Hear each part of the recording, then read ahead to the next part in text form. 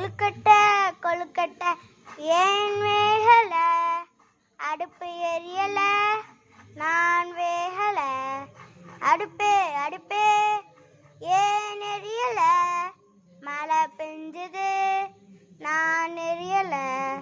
மழையே மழையே ஏன் பெஞ்ச, புல்லு வளர நான் வெஞ்சேன்.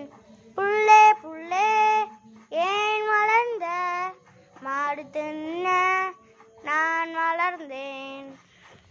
மாடே மாடே ஏன் தின்ன, பால் சுரக்க நான் தின்னேன். பாலே பாலே ஏன் சுரந்த,